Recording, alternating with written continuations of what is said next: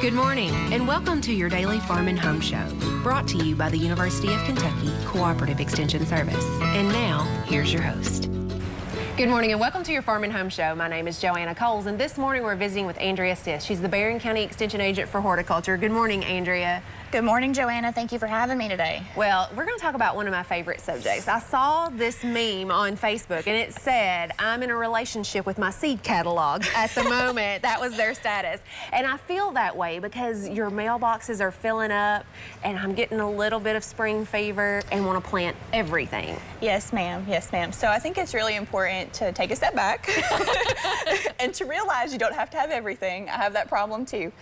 So I want to talk today a little bit about how to plan your garden purchases. So the catalogs are coming in groves. Whether you're a home grower or a commercial grower, you know, you're getting those in, and you need to be thinking about what are we going to do this season.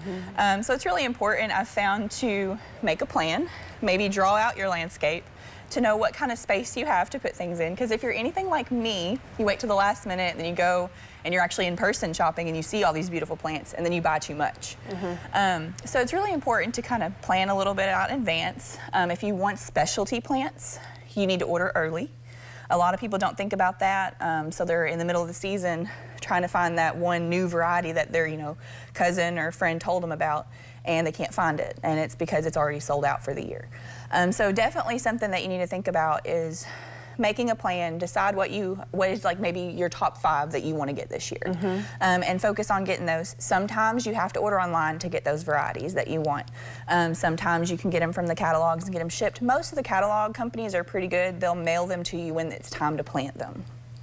So that's something that people don't think about. Maybe as Christmas presents, they bought people things, and it's not the time of the year to plant it. So if you order from a catalog, you can give them a coupon and be like, hey, here was, this is when you plant it.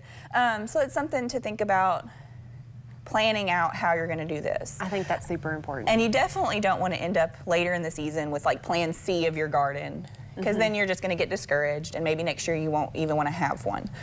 So I've learned that planning things out, making sure you keep records of what you had. Maybe you got a variety last year that didn't do so well. Don't buy it again, even though the catalog picture looks so pretty. If you write down what you bought and you remember, hey, that variety did not grow well here, or did not grow in my spot well, you maybe won't purchase it again in the future. So making a plan, knowing when to do things is also very important. I think sometimes time gets away from us. We order all this, but then we might not, go ahead and seed it indoors before it's ready, and then we get caught. And sometimes if you order seeds, if you don't get them started and you try to just put them outside, they don't do as well as if you had babied them and grew them yourself. So that's definitely something to think about. So a lot of the offices have gotten these new calendars this year. We're going to be sharing them with some of our newer growers to kind of help them when they need to be doing things. So it kind of helps you from week to week, maybe look at your garden, what needs to be done, and make that plan a little bit more in depth. And a lot of the extension offices are going to be offering some maybe beginner gardening courses or some specialized gardening things. So watch out this spring for things coming up, the classes that are going to be going on that can help you. Maybe if you don't know the answer to something, you can come to us or come to one of our classes and learn maybe what to do for the future. And we have some really good resources in publications, home vegetable gardening or commercial vegetable gardening even, and it kind of gives you a step-by-step. Yes. So there's one that I like I call it my garden Bible. And I recommend everybody, if you're trying to vegetable garden, definitely come in, just ask us for that. We'll know what you're talking about. It's definitely one that I would recommend any beginner gardener have. I think it's ID 128, I believe is the number. And it's definitely one that everybody, if you're trying to grow a vegetable garden, you need to have it, because it's going to tell you what insects to watch for, it's going to tell you what diseases to watch for. It kind of gives you the breakdown of everything that you need. And it talks a little bit about the planning of the garden, because that's where I always get really excited, and then I really bite off more than I can chew. I don't know if you're like me, but sometimes I don't space things out because I want everything.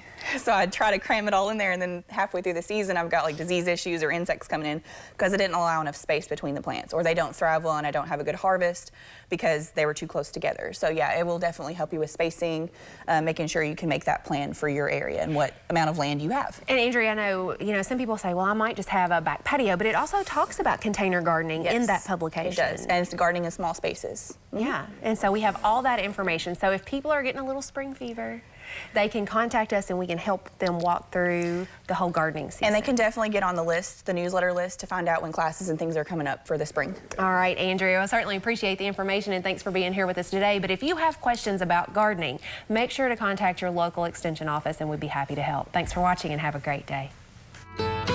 If you have questions about today's topic, please call the Barren County Extension Office at the number on your screen. Thanks for watching and have a great day.